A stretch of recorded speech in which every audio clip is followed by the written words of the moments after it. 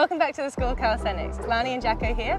What do you have for us today, Jacko? Well, today, Lani, we together have got for you 5 exercises to help start your pulling mechanics and get the foundations for pulling movements in calisthenics for beginners.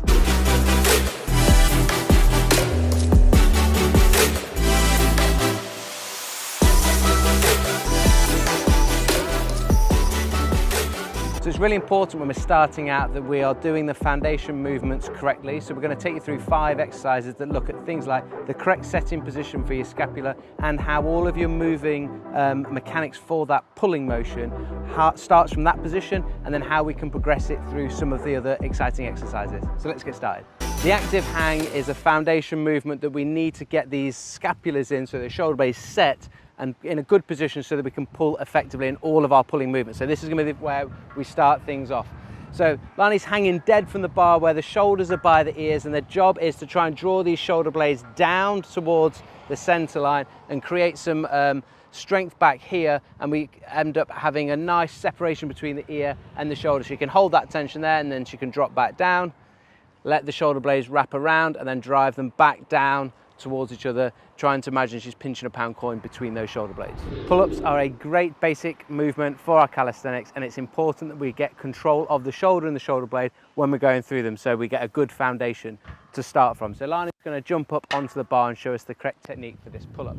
So she starts in this dead position at the bottom. She creates tension, keeping the shoulder blades flat to the ribcage and squeezes them down and back to create that separation. And then the job is driving the elbows down to the sides whilst keeping the alignment for the rest of the body, holds at the top for some control, and then lowers back down to an active position, and then lets it go at the bottom before she would then start the rep again.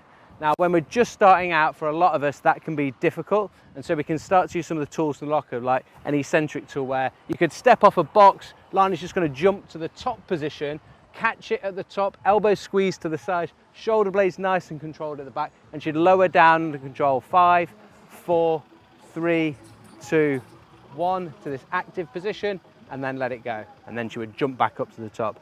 Again, that even can be very difficult at the very start when you're first working out. So we can use a band where we'd loop it over the top, drop the band through, and that creates a nice position for then someone to put their feet in.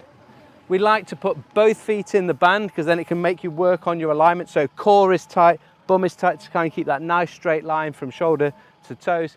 Again, same thing, active. Now the band's going to help her drive back up, or even if she was finding it difficult, you could use the band just for the lowers. But that gets us working through that full range of motion, nice quality position and control of the shoulders for your pull-ups. We're going to look at a skin the cat now, which takes us through the shoulder through 360 degrees range of motion, which it has got, but it gets a bit scary when you're up on the bar. But don't worry, we're going to show you a variation with the rings also. And one of the great things about this is not only are you taking that shoulder through that full range, you're building strength through it, and you're teaching yourself what it's like to go upside down for if you wanted to do any back levers or getting used to being upside down for handstands, and a bit of body awareness. So Lani's going to jump up onto the bar to start with. Again, the same thing happens. We must make sure we're doing this active position, drawing those shoulder blades down, packing them onto the rib cage, and then from there she's going to pull the knees up and she's going to rotate backwards. She comes through, and the full position will be all the way down as low as she can into that position where the hip is now below the shoulder. And then if you're not strong enough, you drop back down. But if you're strong like Lani, you're going to bring those knees up, you're going to pull yourself through, and you're going to control it all the way back down to the bottom. Now these are tough. And also when you're starting out, you don't want to be that high up on away from the floor, so you might want to grab the rings. It's going to give us a couple of different options to build this up nicely. So the rings closer to the floor, it means at that start point, the first pull up can be difficult. So with this, Lani is going to be able to kick her feet from the floor into that position.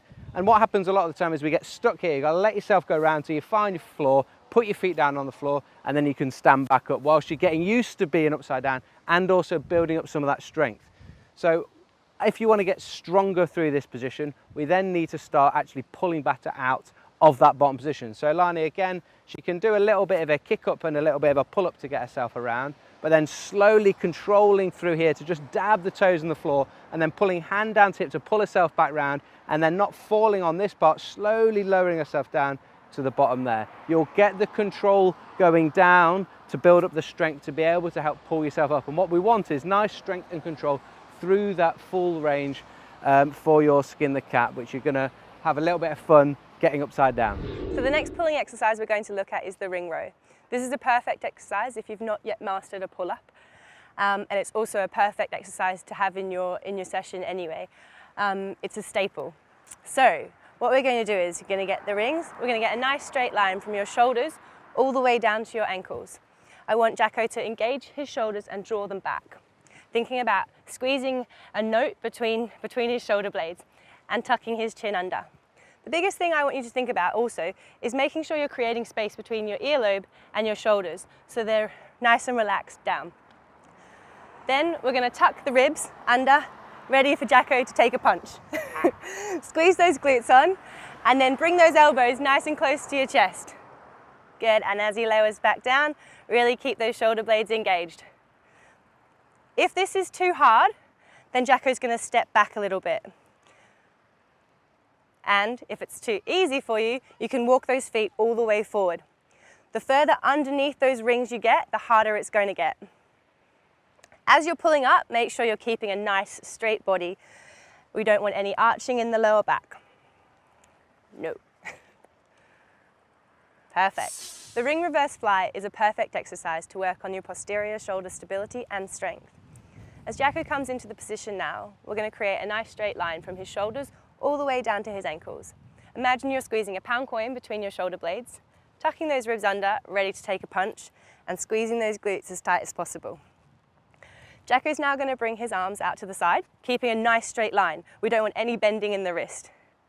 Nice. And as he comes back down, he's going to go nice and controlled all the way down.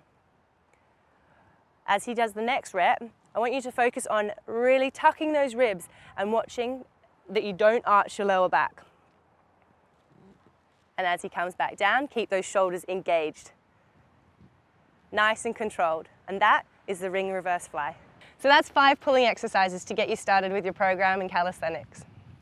Make sure you pay particular attention to that technique and work through them progressively. You don't want to be trying to do stuff that's too hard for you, so you can manipulate those body positions to where it's able to do it for your strength abilities. Pay particular attention to where your scapula is, your shoulder blade position, and where that shoulder is. We want to try and keep it in a nice good position. We want to lay good pulling foundations down in this early stage as a beginner so that you can move on with your calisthenics journey, wherever that may take you. So until next time. Class dismissed.